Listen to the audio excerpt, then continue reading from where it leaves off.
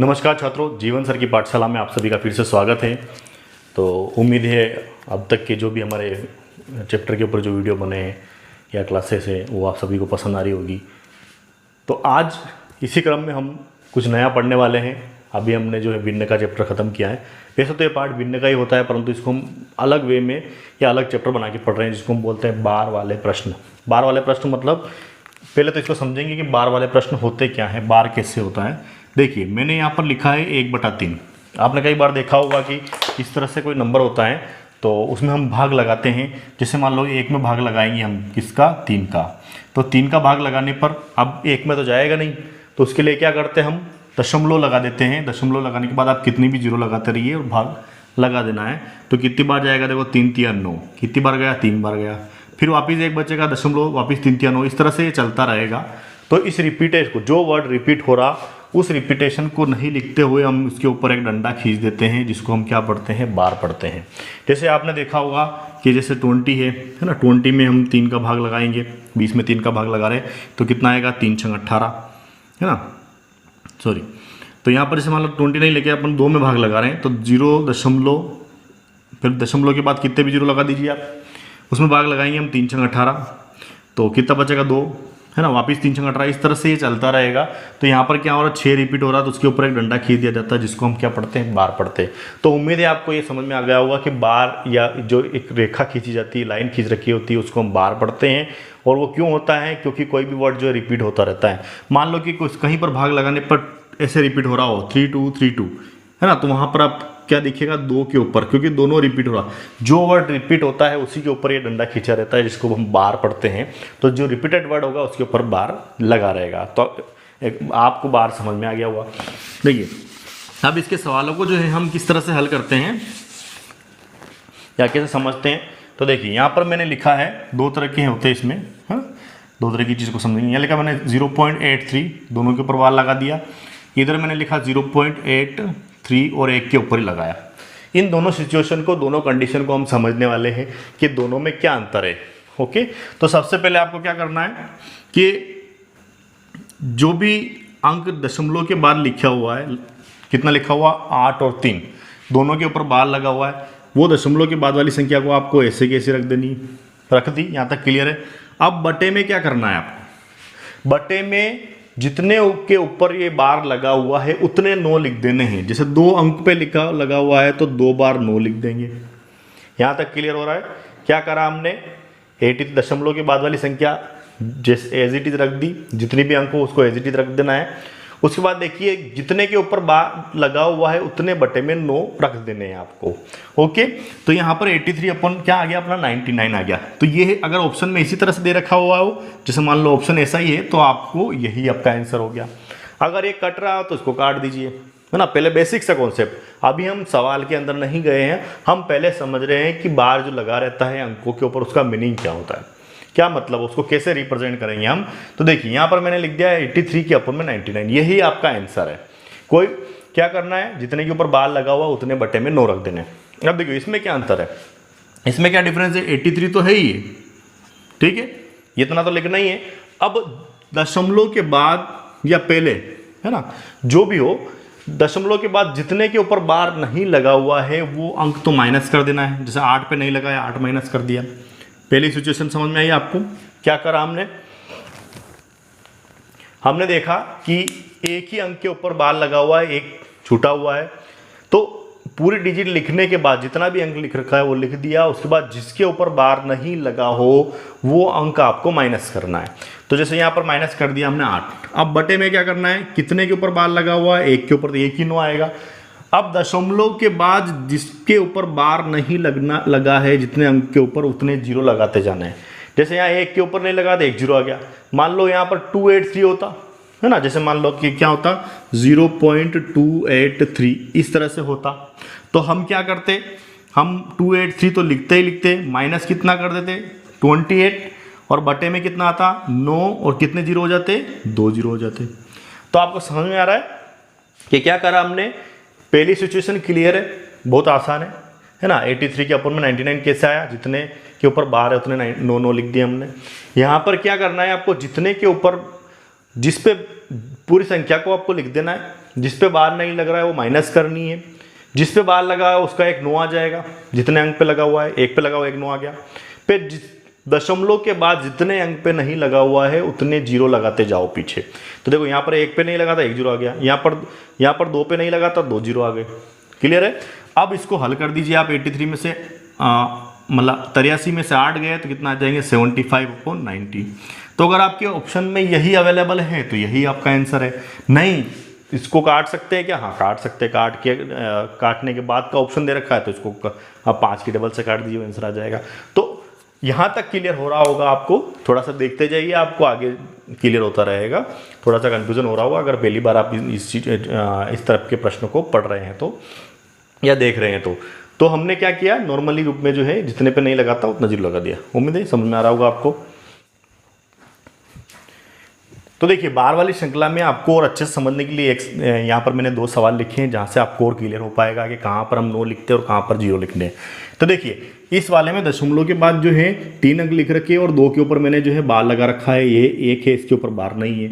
यहाँ दशमलव के बाद जो है 1 2 3 अंक लिख रखे हैं परंतु बार मैंने 1 पे ही लगा रखा है। अब दोनों ही कंडीशन में क्या अंतर आएगा वो आप समझिए। देखिए सबसे पहले आप ऊपर देखेंगे, जो भी अंक है उसको एज इट इज लिख दिया, ठीक है।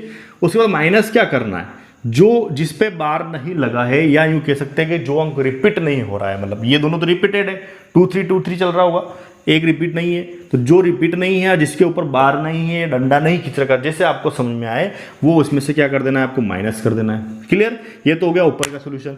नीचे क्या करना है, जितने अंकों के ऊपर बार लगा हुआ है उतने 9 लिखने हैं बट्टे में। क्लियर है। और वो ध्यान में रखना आपको, दशमलव के बाद जो बट्टे में जो भी सिचुएशन बनेगी वो दशमलव के बाद वाली कंडीशन बनेगी। ऐसा नहीं कि दशमलव के पहले भी काउंट कर लो, नहीं।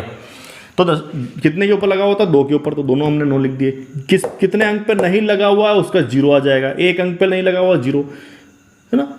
वो सिचुएशन यहाँ समझिए। देखो एज इट इज कॉपी कर दिया इसको 6 8 8, ठीक है। उसके बाद देखिए क्या कर, यहाँ पर क्या करा, जिस पे बार नहीं लगा वो माइनस करना है। तो यहाँ पर भी क्या करेंगे, जिसके ऊपर बार नहीं लगा है वो क्या कर देंगे, आप माइनस कर देंगे। क्लियर है। उसके बाद बटे में क्या करना है आपको, जितने ऊपर बार लगा हुआ है 1 अंक पे लगा हुआ तो 1 ही 9 आएगा, कितने पे नहीं लगा हुआ है उसके 0, तो ये 0 आ गए। क्लियर है यहाँ तक। इसको घटाएंगे हम तो क्या उतना हो जाएगा 122,990। अगर ऑप्शन में यही है तो यही आंसर है, नहीं है तो इसको, अगर ऑप्शन में ये नहीं है तो 2 की टेबल से कट जाएगा। तो 2 6 12 2 1 2, है ना, 2 4 8 2 9 18 2 5 10, ये आंसर आ जाएगा। ठीक है। यहाँ पर घटाएंगे 68 तो कितना हो जाएगा 620, है ना, अपन में 900, यही आंसर है ऑप्शन में, तो यही आंसर हो जाएगा आपका। नहीं तो इसको काट दीजिए। देखो 620 के अपन में 900 करेंगे, काटेंगे इसको 0 से 0, 2 3 6 2 1 2 और 45 दूनी 90, ये आंसर हो सकता है।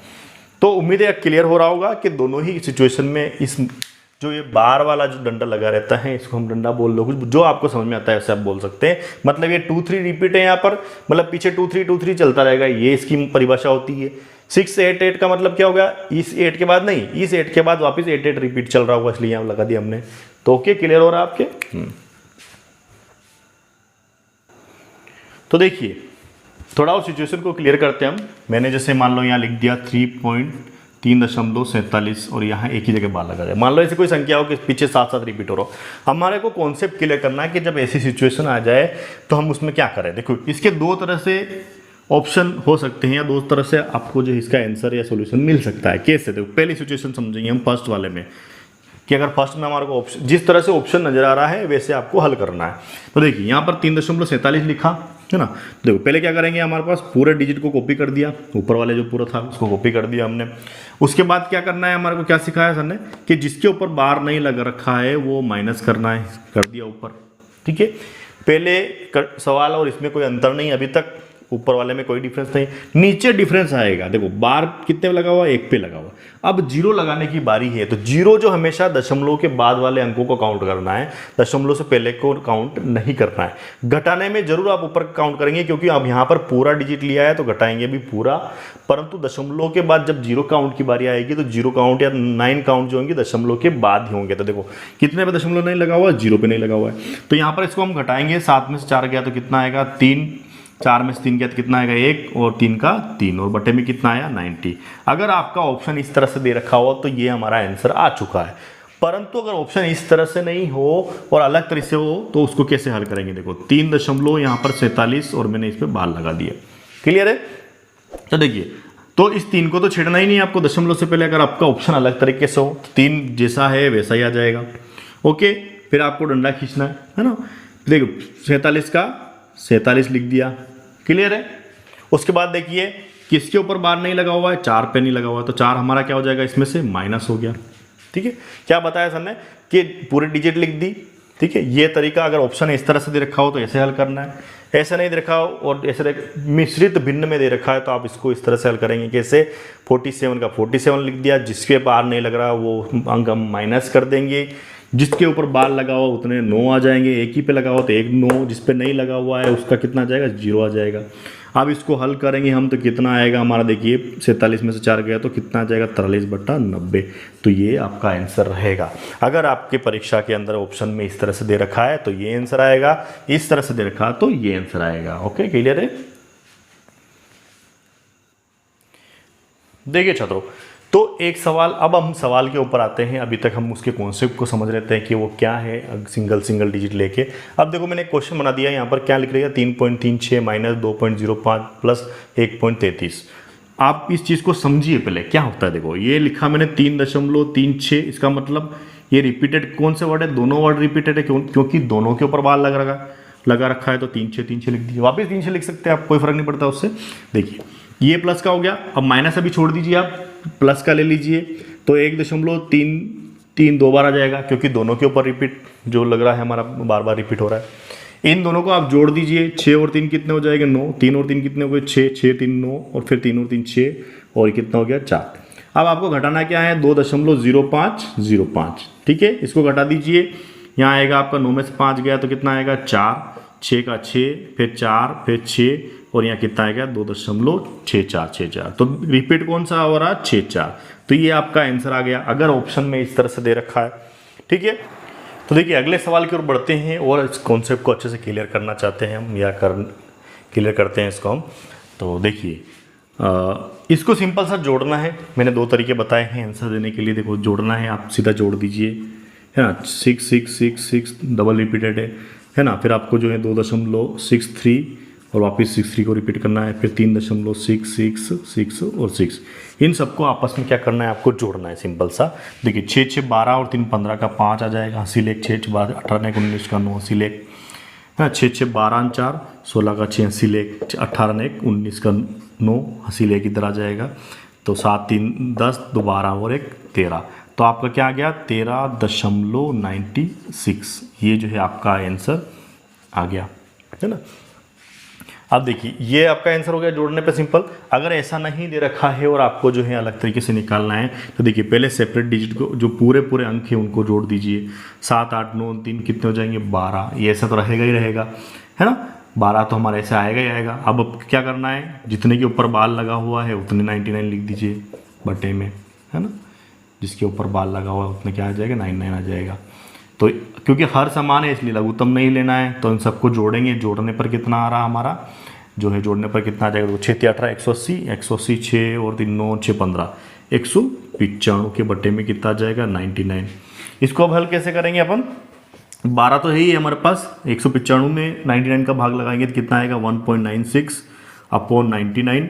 ये इसमें प्लस कर दीजिए तो कितना हो जाएगा, 1396 अपॉन 99। और इसको कैसे लिख सकते हैं अपन, 13-6 के ऊपर बार। तो यहाँ और यहाँ का आंसर दोनों जो है हमारा सेम है। तो अगर एग्जाम में आपको इस तरह से दे रखा हो ऑप्शन तो ये आंसर सही हो जाएगा, इस तरह से दे रखा हो तो ये सही हो जाएगा, इस तरह से दे रखा हो तो ये सही हो जाएगा, और आगे हल करेंगे तो ये आंसर आएगा आपका। Okay, clear. तो देखिए एक बार हम अच्छे से कॉन्सेप्ट को क्लियर कर लेते हैं। जैसे मैंने यहाँ पर लिखा है 5.76, ठीक है। इसको हल कैसे करना है वही आपको अभी थोड़ी देर पहले समझाया, आपको उम्मीद है आपको समझ में आ गई होगी अभी तक। तो जैसा ऑप्शन है वैसे हल करना है। देखो 576 में से जो रिपीट नहीं हो रहा है उसको क्या कर देंगे, रिपीट नहीं हो रहा उसको क्या कर देंगे, हम घटा देंगे। ये तो ऊपर की कैलकुलेशन हो गई। बटे में क्या करना है, जितने ऊपर बाल लगा हुआ है उतने 9 लिखने हैं, और जितने रिपीट नहीं हो रहे हैं कब दशमलव के बाद उतने 0 लगाने हैं। तो दशमलव के बाद ऐसा कोई अंक है क्या जो रिपीट नहीं हो रहा, नहीं है, तो 0 नहीं आएगा। अब इसको हल करेंगे हम तो कितना आएगा, 571/99। तो ये आपका आंसर आ गया अगर ऑप्शन में इस तरह से दे रखा है। ठीक है। अगर ऑप्शन ऐसा नहीं है और आपका दे रखा है, इस तरह से दे रखा है, तो कुछ भी नहीं करना है आपको, 5 का 5 लिख दिया, 76 लगा दिया, जितने के ऊपर बार लगा हुआ है उतने लाइन लगा दी, ये भी आपका आंसर रहेगा। तो जैसा ऑप्शन आपको दे रखा है परीक्षा में उस तरह से आपको हल करना है। क्लियर? तो देखिए यहाँ पर सवाल में थोड़ा सा ट्विस्ट आ चुका है। क्या आ चुका है? मैंने बार हटा के यहाँ लगा दिया। मान लो एग्जामिनर ने आपकी परीक्षा में इस तरह का सवाल दे दिया तो आप क्या करेंगे?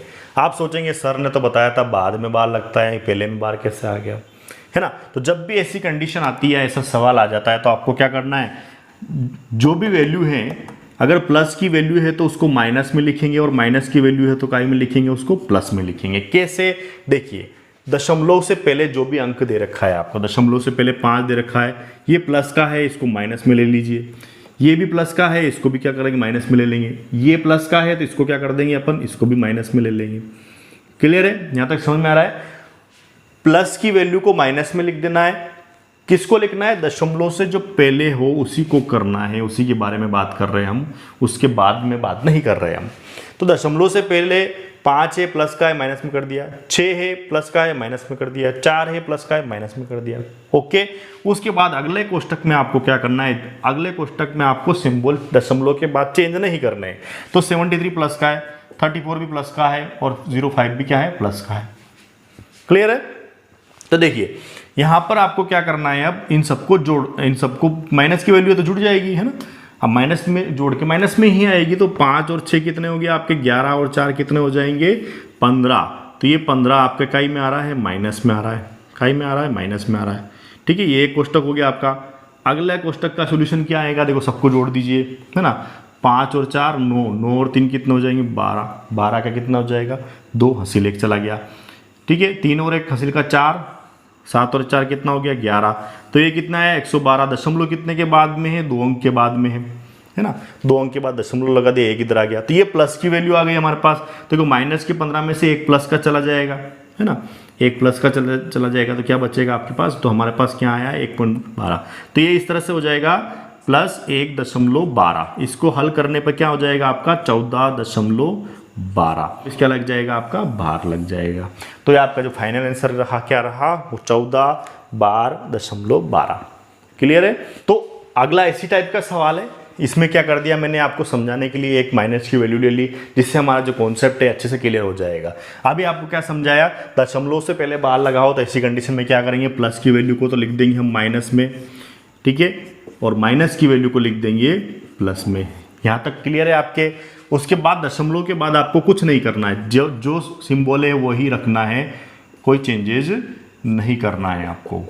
ठीक है, दोनों कोष्टक को अलग अलग हल कर देते हैं। 8 और 3 कितना, 11, 11 में से 2 गए तो 9, 9 का ही क्या आएंगे आपके, माइनस के आएंगे। ठीक है, ये इसका सोल्यूशन ये हल हो गया। अब इस कोष्टक का हल क्या हो जाएगा, 5 और 45 कितना हो जाएंगे, 50, 50 में से 35 गए तो कितना हो जाएंगे आपके, 15। ये प्लस की वैल्यू ही है ना। अगर 3 डिजिट बचते तो हम दशमलव लगा के आगे ले लेते, क्योंकि 2 ही बच रहे तो 2 के बाद दशमलव है, तो ये हमारा कितना आ गया है, 0.15। अब ये 9 माइनस 0.15 क्या लग जाएगा पर, ऊपर बार लग जाएगा। क्लियर है? तो यहाँ पर क्या आया, 9 बार दशमलव जो कितना आ गया, 15 आ गया।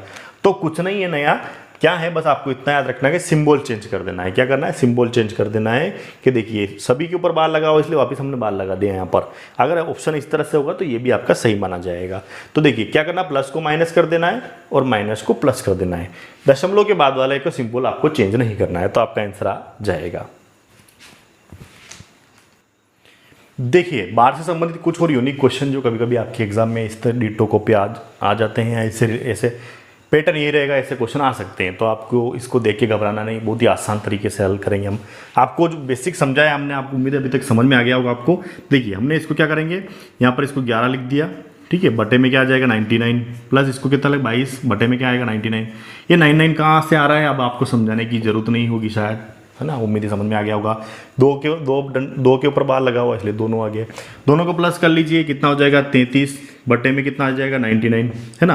कोष्टक के बाहर कितना है आपका 3, 3 से कितने बार कट जाएगा, 3 3 9, 3 3 9, 33 से 33 कट गया, तो आंसर क्या रहा है आपका 1। तो बहुत ही शानदार है ना। आप इसको समझने की कोशिश कीजिए। तो उम्मीद है समझ में आ गया होगा आपको। ओके,